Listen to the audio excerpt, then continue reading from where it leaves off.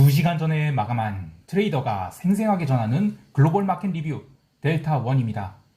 드디어 나스닥이 이틀째 음봉이 생겼고 S&P 지수도 21선까지 조정을 보였습니다. 그리고 우리 시장은 만기를 맞이해서 체감상 거의 폭락급이 하락이 나왔습니다. 쿼드러플 만기일 당일이 시장 복귀를 꼼꼼히 해보고 해외 시장 대응 전략까지 살펴보겠습니다. 자, 먼저 아시아 세션 갑니다. 코스피 시장은 하락이 정석을 보여주었습니다. 갭 다운이 나오고 나서 처음에는 412선 공방전을 했죠. 근데 9시 30분까지는 기관들이 412 스트랩플러 시작해서 415, 410 스트랭글 등 변동성 매도를 참 열심히 했어요. 그러니까 시장이 반등을 했죠. 근데 시장이 9시 30분부터 다시 하락을 합니다. 그러자 풋옵션을 빠르게 환매하면서 콜옵션 매도를 급격하게 늘려갔습니다. 오늘 기대했던 바는 412선에서 한동안 변동성 매도를 주다가 오후장에 레벨 다운을 해서 410선을 살짝 깬 다음 410에서 마감을 하거나 또는 옵션을 다 미결을 다시 모아서 415 쪽으로 갈 수 있다 이렇게 봤는데 그것은 예측일 뿐이고 시장 상황은 개인들이 끝없는 콜옵션 매수 물타기가 나왔죠. 이렇게 되면 시장이 오를 수가 없는 겁니다. 그리고 어제 제가 영상에서 중요한 이야기를 하나 했는데 바로 히스토리컬 볼이 정배열이 나왔다는 것이죠. 오늘 당월물 말고 차월물 옵션을 보신 분들은 이거 오늘 무조건 하락이구나. 그것도 아주 큰 폭의 하락이 나올 수 있겠구나 라는 것을 직감하셨어야 됩니다. 물론 저는 하락폭을 한 5포인트 정도로 봤어요. 근데 7포인트 넘는 하락이 나온 것은 전적으로 개인들 때문이었다고 봐요. 개인들이 만약에 풋옵션을 어큐뮬레이팅 했다면 하락은 개뿔 410 양광이 되든 412 양광이 됐겠지만 콜옵션을 물타기 했어요. 그래서 그 결과 안타깝게도 콜옵션 407까지 모조리 휴지가 돼버렸습니다. 근데 제가 일방적으로 개인을 호구 취급하고 또 개인이 콜옵션 매수 때문에 시장이 하락했다는 어떻게 보면 이거 침소봉대 아니냐 그래서 불편해 하시는 분들이 좀 있을 것 같아요. 아니 개인들이 콜옵션을 샀다고 시장이 하락하는 게 말이 돼? 기관이 선물을 매도하든지 아니면 주식을 팔아서 또는 외국인이 그렇게 해서 하락한 거 아니야? 라고 하실 수 있는데요. 제 이야기의 근거를 좀 설명해 드릴게요. 우선 개인은 파생시장에서 사실 영원한 호구일 수밖에 없어요. 특히 평소에는 전략 매매를 하면서 기관 트레이더처럼 매매를 하다가도 약간 눈에 뵈는 게 없어져갖고 리스크 관리에 실패하든지 또는 애당초 네이키드 매매에 맞들리게 되면 이런 사단이 벌어질 수 있어요. 근데 그렇지 않다 하더라도 개인들은 기관이나 외국인에 비해서 절대적으로 불리한 한 가지가 있습니다. 바로 현물시장 컨트롤이 불가능한 것입니다. 오늘 마감 동시효과 때 이 코스피 200 예상 체결지수 지금 보신 분들은 삼성전자를 포함한 몇몇 종목들을 계속 호가를 넣었다가 뺐다가 하면서 지수를 어떻게든 407.5 이하로 눌려서 이 콜옵션을 휴지 만들려고 작정한 모습들을 보셨을 것 같아요. 외국인도 마찬가지였어요. 오늘 삼성전자와 SK하이닉스 마감 동향을 보면 뭔가 좀 짚히는 게 없을까요? 뭐냐면 그 수요일에 SOXX 그러니까 반도체 ETF 이런 것들이 하락을 하면서 여러 가지 이유로 두 종목은 하락을 했어야 돼요. 그런데 삼성전자는 외국인들이 어떻게든 속도 조절을 하면서 오히려 순매수 875억을 했단 말이에요. 반면 이 평소에 삼성전자에 대해서 그닥 강하게 매매를 하지 않던 기관들이 어제 하루만 무려 2450억을 매도를 해요. 왜? 종가 누르려고 그렇게 한 거예요. 사흘간 콜옵션을 어마어마하게 매도를 했는데 시장에서 진짜 사고가 나려고 그러면 옛날 도이치증권 사태의 정반대 현상이 일어나야 되죠. 그러니까 뭐냐면 사흘 동안 개인이 콜옵션을 엄청나게 매수합니다. 그리고 만기일 장마감 동시효과 때 아주 극비리에 삼성전자를 포함해서 이 바스켓 상위 종목들을 한 2조를 딱 사버리는 거예요. 그러면 마감 동시효과 때 선물이 한 5포인트는 오를 수 있거든요. 자, 이러면 기관들 콜 매도한 사람들 완전 사망이 돼버리겠죠. 그리고 시장을 밀어내게 되면 시장 조작이라고 금감원 조사를 받을 수 있겠지만 내가 주식 사야 된다고 해서 산 건데 그러면 그러니까 시장을 위로 당기면 금감원 조사 같은 거 안 받아요. 자, 근데 개인이 그럴 수 있나요? 현물을 컨트롤할 수 없는 개인은 그래서 영원한 호구인 것입니다. 자, 그러면 개인들은 시장에 참여하지 말아야 되나요? 아니죠. 호구가 안 되려고 노력을 해야 되는데 호구가 안 되는 방법이 있습니다. 시장을 끊임없이 관찰하면서 나에게 주어진 허락된 그것만 찾아서 챙겨 먹으면 돼요. 그리고 내 생각과 좀 다르다. 그러면 바로 포지션 끊고 관망해야 되는 겁니다. 자, 두 번째 얘기를 해보죠. 자, 개인이 콜옵션을 샀다고 해서 시장이 하락한 이유는, 다시 말하면 개인이 콜옵션을 살 때 누가 콜옵션을 팔았을까요? 기관들이 팔았죠. 근데 기관들이 평소에 파는 것은 뭐 변동성 매도로 파는 것이지만, 만기에 파는 것은 엄청난 이 감마 리스크를 감당하면서 매도를 하는 거거든요. 만기주에 감마값이 팔팔한 콜옵션들을 처음 매도를 해댔는데, 이 멤버십 회원들께는 말씀드렸지만 옵션 한 종목당 계좌 하나에 보유할 수 있는 미결제 한도라는 게 있어요. 콜옵션을 열심히 매도를 했는데 기관들이, 근데 시장이 안 내려간다? 그럼 그들도 어쩔 수 없이 환매를 할 수밖에 없어요. 뭐 기관들이라고 해서 뭐 시장을 뭐 완전히 쥐락펴락할 수 없는 거죠. 자, 그런데 만기주에는 이 콜옵션 한 개의 실질 가치가 엄청나게 큽니다. 근데 이른바 똥개미들이 그걸 다 받아먹고 있는 거예요. 응? 그러면 현물을 팔고 콜옵션 팔면서 지수를 끌어내린데도 개인들이 계속 물타기 매수를 하고 앉아있으니까, 시장을 온전히 장악하고 있는 기관과 외국인들은 그래, 아이고 호구들 납시였네, 열심히 하고 옵션을 팔아낸 거죠. 그리고 이번 월물에 외국인들은 이 415에서 417 이 구간에서 결제가 되면 좀 손실이 큰 상황이었어요. 그래서 그 자리를 뭐 위로 피하든 아래로 피하든 피할 수만 있으면 되는 거였는데, 그 기관은 외국인과 방향성의 타협을 봐서 그래, 아래로 밉시다 라고 결정을 한 거죠. 사실 이번 물 특징이 뭐 엄청난 현물 매도로 시장이 꺾인 것도 아니고요, 또 선물 매도가 많았던 것도 아닙니다. 하지만 콜옵션을 대량 매도한 것이 실질 가치가 엄청났죠. 그리고 풋옵션 매도분도 있었는데 그걸 주기적으로 롤링 다운하면서 발생한 이 합성 선물 매도가 시장을 끌어내렸다라고 할 수 있겠어요. 그리고 그렇게 할 수 있었던 것은 개인이 돈을 갖다 꼬라박아서 그런 거예요. 만약에 개인이 계속 풋옵션을 샀다? 그러면 시장은 오히려 412 양매도 아니면 410 양매도가 될 것이었습니다. 자, 이렇듯 시장에서 내가 호구인지를 끊임없이 살펴봐야 당하지 않을 수 있습니다. 사실 더 할 얘기가 많습니다만 여기까지 하고 유럽 세션 갈게요.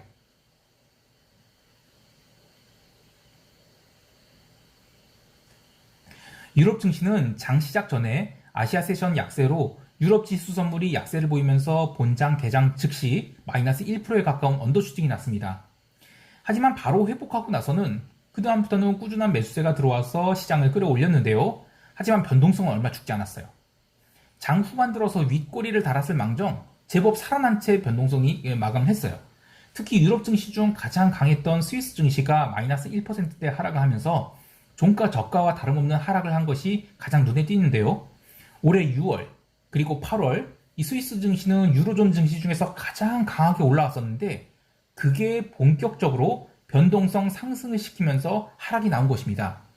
물론 조금 더 빠지면 이 스위스 증시는 지난 6월부터 7월까지 오랫동안 횡보시킨 지지선에 도달하게 됩니다. 그래서 그렇게 되면 아무래도 하락은 제한적이겠죠. 근데 어쨌든 사흘 연속 의미 있는 음봉이 나왔다는 점에서 스위스 증시 하락을 의미 있게 봐야 됩니다. 자, 그리고 어제는 ECB가 있었죠. 라가르드는 이 TPO를 신경 써서 옷을 입으시는 패셔니스타이신데, 그 버킷 35를 이렇게 들고 있는 사진이 좀 많이 돌고 있어요. 근데 어쨌든 이 본인에게 안 어울리게 이 분홍색 정장을 입고 나오셔갖고 시장을 최대한 안심시키려는 노력을 하셨거든요.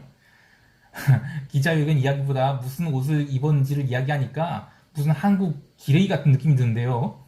자세한 얘기는 뭐 이코노미스트 분들이 이야기를 해주시겠지만, 저는 이렇게 생각해요.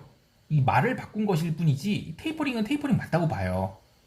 완만하게 매입 속도를 줄이겠다라고 했는데, 이 애당초 이 PPP 그 팬데믹 그 이머전시 퍼처스 프로그램, 이게 한도가 더 쓰기도 하고 덜 쓰기도 하는 이런 유연한 대응을 한다고 그랬거든요.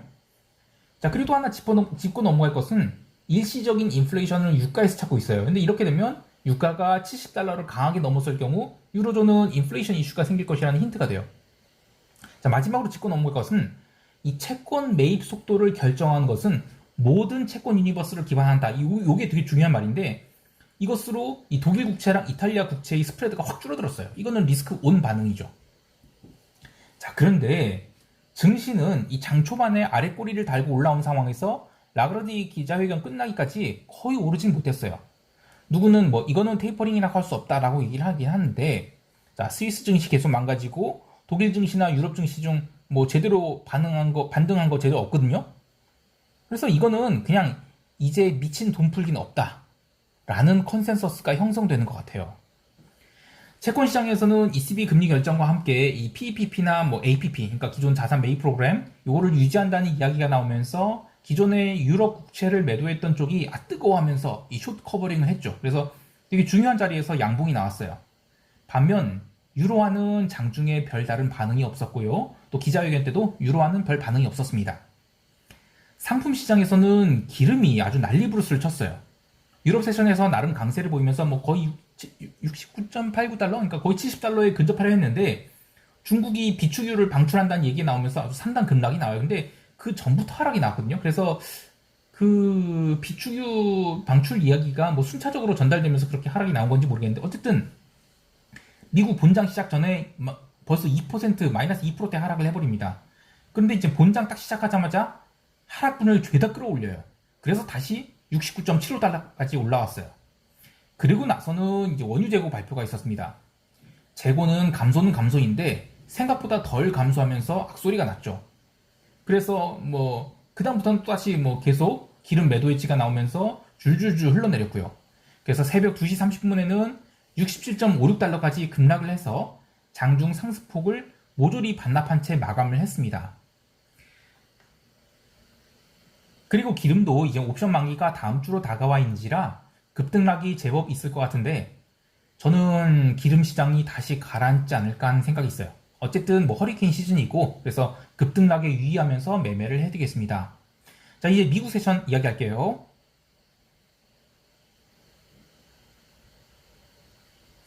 오늘 다른 것은 다 놔두고 드디어 미국 시장에서 S&P와 나스닥이, 특히 나스닥이 이틀 연속 음봉을 맞는 것을 이야기하고자 해요. 사실 급락이 발생할 조건은 조금 부족하긴 합니다. 그래도 이 마켓 센티먼트가 다시 기울어지고 있다는 것은 좀 이야기를 해보고 싶어요. 선물 시장은 아시아 세션에서 제법 큰 하락을 보였지만 유럽 증시가 마이너스 1% 찍고 나서는 바로 강한 반등을 하면서 미국 지수 선물도 꾸준히 올라서 본장 시작할 때는 이미 보합권에서 출발을 했습니다. 그리고 또 보합 출발하고 나서도 1시간 동안 스트레이트로 상승을 해요. 그래서 이거 또 상승인가 하는 생각을 하겠죠. 하지만 상승폭은 0.5%밖에 안 됐습니다. 그러고 나서는 또 줄줄 흘러내리기 시작했고요. 유럽 세션 마감 때는 장중 상승폭을 모두 돌려놓은 채 시가선까지 내려왔습니다. 하지만 변동성은 얼마 오르지 않았는데요. 그 뒤로 거의 2시간 동안 아주 지긋지긋한 횡보장을 보입니다. 그러면서 변동성이 더 죽었고 투자자들은 상승인지 하락인지 엄청 고민을 하게 됩니다. 그 새벽 2시 20분경에 시장이 급락을 하게 됐는데 사실 뭐 급락까지는 아니고 한 0.3% 하락한 거거든요. 근데 잔잔한 가운데 급락이 나온 것이라 투자자들이 놀랐는데 그래도 그 뒤로 또 변동성을 꾸준히 죽이면서 오르다가 새벽 4시 45분에 페이크 주고는 마감 15분 동안 종가 저가로 내려가게 됩니다. 자, 이렇게 보면 시장은 계단식으로 하락을 한 셈이에요. 그런데 이틀간의 음봉이 어떤 의미를 갖고 있는지 설명해 볼게요. 자, 과거 미국 시장은 이른바 주요 이평선에 도달하면 반드시 말아올리는 경향이 있었죠. 미국은 이 51선을 주로 보는데 어쨌든 뭐 주요 지지선까지 밀렸다가 아주 강한 양봉 만들고 그렇게 오른 날을 기록하고 그리고 다음 조정에서 또 강한 양봉을 만든 날 요거를 또 기록해서 이 두 날 사이의 거리를 한번 카운트해 볼게요. 자, 최근 것만 체크를 했을 때 5월 13일, 자, 6월 21일, 그리고 7월 20일, 그리고 8월 19일 이렇게 점점 이 간격이 짧아지고 있다는 것입니다. 자, 그런데 이제 미국은 선물 옵션 동시 만기가 다음 주예요. 이번에 아래로 밀어버린다면 사실 뭐 어떤 시세가 나올지 모르겠습니다. 하지만 마침 10월물 변동성 선물도 상대적 저평가인 상태죠. 그래서 10월물 S&P가 됐던 나스닥이 됐던 풋옵션을 사 모은 전략은 괜찮을 것 같아요. 근데 이제 가장 이상적인 거는 바로 빠지지 말고 며칠 더 최대한 이 고점에서 좀 스트레스를 줬다가 이 다음 주 화요일부터 빠지면 진짜 대박이 나올 것 같은데 근데 이게 이번 주에라도 나온다면 저는 다음 주 미국 시장은 아주 제법 큰 하락이 나올 수 있다고 봐요. 그리고 이제 개별 종목들도 보면 그동안은 이 빅테크들이 열심히 시장을 방어했는데 애플, 그 엔비디아, 마이크로소프트 이런 것들이 음봉을 만들거나 슬슬 윗꼬리를 만들려는 모습은 지금 시장이 현재의 가격을 좀 부담스러워한다는 생각이 들어요. 또 하나는 이 모더나를 빼고는 제약바이오 업종이 전부 다 거의 다 음봉을 쳐맞았어요. 이것도 굉장히 증시에는 부정적인 시그널로 보고 있습니다. 자, 마지막으로 미국 국채를 다시 이야기하고 싶은데, 이번 주에 채권 입찰이 계속 이어지고 있거든요. 오늘은 30년물 입찰이 있었는데, 그렇지 않아도 이제 유럽 국채가 커버링이 나오면서 이미 꽤 올라와 있는 상태에서 이 30년물 금리가 낮은 금리로 낙찰되면서 채권이 강하게 이틀 연속 양봉을 만들었습니다. 자, 그리고 이제 다다음 주에는 우리 시장이 추석으로 휴장을 하고 또 FOMC도 있죠. 자, 바로 미국 장기 국채 매도를 할 찬스가 나오지 않을까 하는 거예요. 이번 ECB 이벤트처럼 뭐 미리 국채가 빠진다면야 뭐 이벤트 때 오히려 커버링이 나올 수 있겠지만 그 뒤엔 또 이벤트가 없거든요.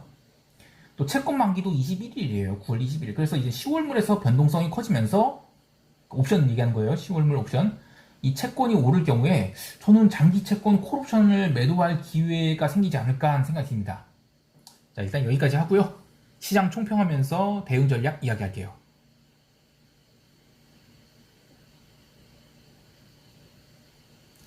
우리 시장은 이 9월물 만기를 과도하게 눌렀는지에 대한 테스트 과정이 있을 것인데 10월물은 잔존일이 5주인데다가 이 풋옵션 외가격 행사 가격이 부족한 상황입니다. 이럴 경우 이 초반의 옵션 매도는 상당히 스트레스 받는 일이 됩니다. 또한 이 콜옵션 매도도 시장이 하락할 경우 오히려 배가가 살아나면서 바닥에서 잘못 매도 치게 되면 하루 종일 스트레스를 받을 수 있어요. 그래서 저는 금요일 거래는 그냥 쉬면서 시장을 관찰할 생각입니다. 이번 주 주봉이 워낙 큰 음봉이나 뭐 반등을 기대하는 분들이 있을 것 같아요. 근데 저는 반등이 나올 수는 있겠지만 이번 주 주봉은 종가 저가로 끝날 것 같아요. 그리고 다음 주도 연속해서 음봉이 나온다 그러면 이거는 변동성이 확대되는 상황이 나올 것 같아요. 그래서 굳이 한다면 장중에 반등이 세게 나와서 횡보를 할 때 등가격 풋옵션을 모아가는 전략이 좀 유리해 보이는데 대신 이 옵션 매수라는 거, 그래서 이제 리스크 관리는 특별히 해야 된다는 거, 이런 거 좀 생각하시고, 그리고 이제는 뭐 이런 거는 이제 기본적인 방향성은 아래다. 그리고 변동성은 장중에 뭐 늘었다 줄었다 하겠지만 결국에는 변동성이 계속 살아날 거다. 이런 것을 기대하는 포지션이 되겠습니다. 물론 장중에 시장 상황 모니터하면서 이거 아니다 싶으면 당연하게 다른 전략을 선택해야겠죠. 근데 굳이 한다면 저렇게 하겠다는 것이고요. 저는 5주차 월물 첫날은 보통 쉽니다. 그래서 쉬도록 하겠습니다. 그리고 무엇보다 이제 해외 시장에 좀 기대를 걸고 있어요. 미국 지수가 추가 하락할지 여부는 사실 모르겠어요. 근데 양봉이 나와서 종가 고가로 끝난다라도 저는 이제부터는 나스닥 매도를 한번 쌓아볼 생각이에요.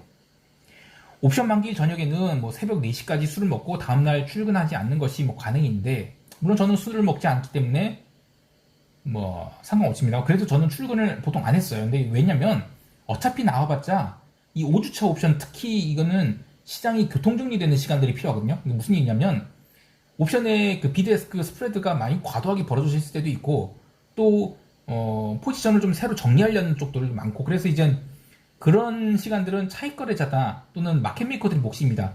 저는 이제 그릭 플레이어라고, 그러니까 뭐 델타 플레이어 또는 하여튼 뭐 저는 이제 저 같은 사람을 이제 그릭 플레이어라고 하는데, 이런 사람들 영역은 아니에요. 그럼 나와봐야 뭐 매매를 해서 돈을 벌 확률이 낮죠.